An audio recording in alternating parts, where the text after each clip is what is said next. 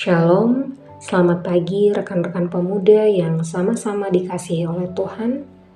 Berjumpa kembali di Renungan Bina Muda PPGT Jemaat Bethlehem Tarakan, edisi 12 November sampai 18 November tahun 2023. Mengawali hari ini, kita akan bersama-sama membaca dan merenungkan firman Tuhan dari kitab 1 Tesalonika pasal 4 ayat 13 sampai ayat yang ke-18.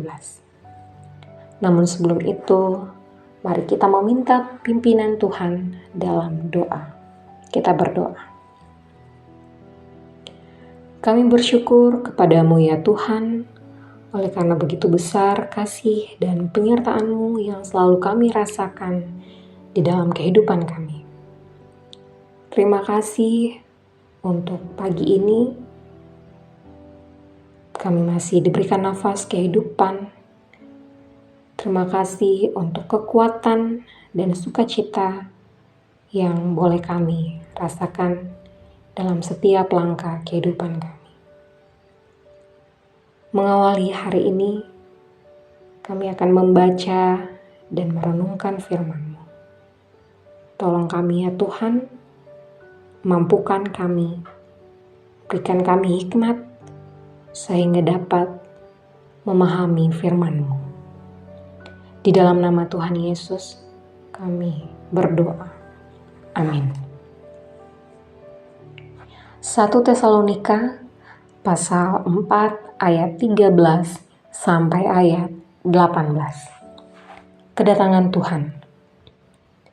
Selanjutnya kami tidak mau, saudara-saudara, bahwa kamu tidak mengetahui tentang mereka yang meninggal, supaya kamu jangan berduka cita seperti orang-orang lain yang tidak mempunyai pengharapan. Karena jikalau kita percaya bahwa Yesus telah mati dan telah bangkit, maka kita percaya juga bahwa mereka yang telah meninggal dalam Yesus akan dikumpulkan Allah bersama-sama dengan Dia. Ini kami katakan kepadamu dengan firman Tuhan. Kita yang hidup, yang masih tinggal sampai kedatangan Tuhan, sekali-kali tidak akan mendahului mereka yang telah meninggal. Sebab pada waktu tanda diberi, yaitu pada waktu penghulu malaikat berseru dan sangkakala Allah berbunyi, maka Tuhan sendiri akan turun dari sorga, dan mereka yang mati dalam Kristus akan lebih dahulu bangkit. Sesudah itu, kita yang hidup, yang masih tinggal, akan diangkat bersama-sama dengan mereka dalam awan, menyongsong Tuhan di angkasa. Demikianlah kita akan selama-lamanya bersama-sama dengan Tuhan. Karena itu, hiburkanlah seorang akan yang lain dengan perkataan-perkataan ini. Amin. Firman Tuhan. Rekan-rekan pemuda yang sama-sama dikasihi oleh Tuhan, renungan kita hari ini diberi tema Yakin Selamat. Yakin selamat? Iya, mungkin kita pernah bertanya-tanya, sebenarnya apa yang terjadi pada manusia dan di mana dia berada ketika sudah meninggal. Secara ilmiah, sampai detik ini tidak ada yang dapat menjawab dan bahkan tidak ada yang tahu apa yang terjadi pada manusia ketika ia meninggal. Pertanyaan itu memang tidak akan bisa dijawab oleh ilmu pengetahuan karena tidak ada orang yang meninggal dalam durasi waktu tertentu, lalu bangkit dan menceritakan pengalamannya tentang kematian. Tidak ada yang meninggal lalu kembali dan mengatakan, "Guys, ternyata meninggal itu menyenangkan. Kita bisa begini, kita bisa begitu, dan lain sebagainya." Sekali lagi, Tidak ada ilmu pengetahuan yang dapat menjawab pertanyaan itu. Nah, jika demikian, di mana kita bisa mendapat jawabannya? Inilah yang akan kita lihat dalam bacaan kita saat ini. Apa yang akan terjadi pada orang yang telah meninggal dan di mana dia berada. Rekan-rekan pemuda yang sama-sama dikasihi oleh Tuhan.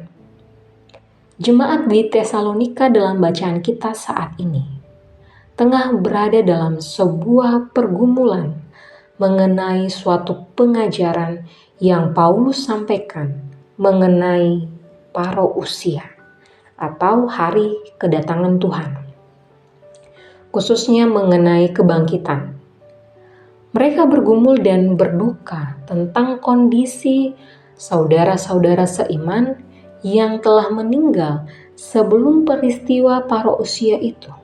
Apakah akan dibangkitkan dan diselamatkan atau tidak?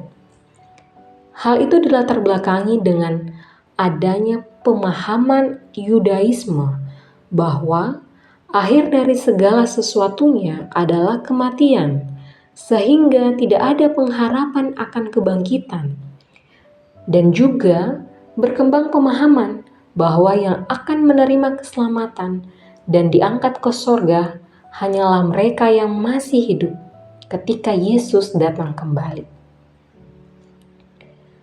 Di tengah-tengah pergumulan duka cita yang dialami jemaat Tesalonika, Paulus hadir dengan penghiburan akan adanya sebuah pengharapan eskatologis bagi orang percaya.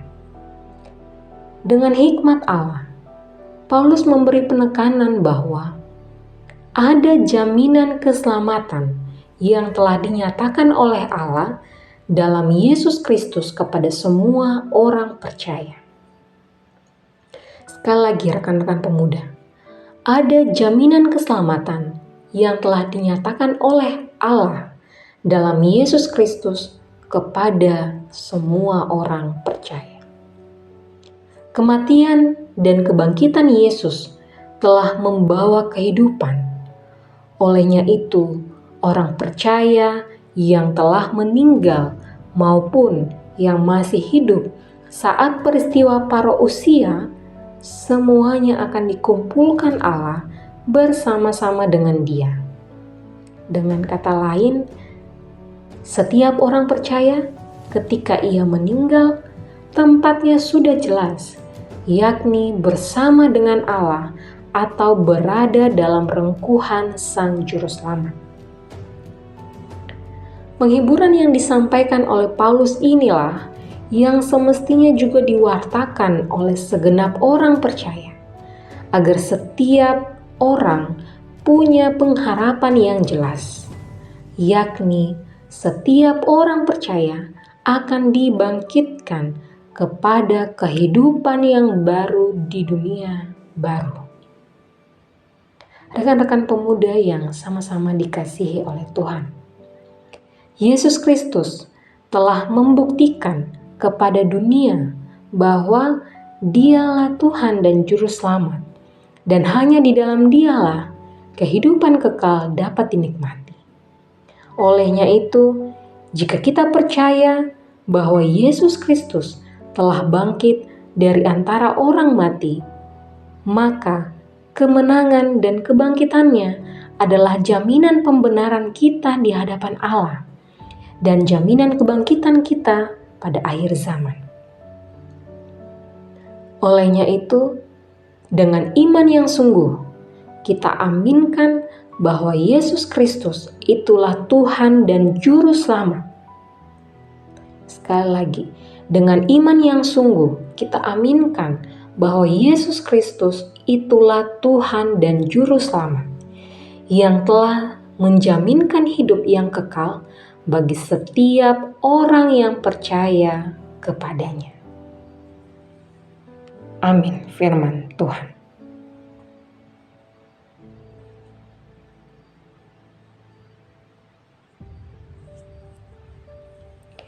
Melalui jalan salib Yesus telah membuktikan bagi kita akan kasih-Nya yang besar.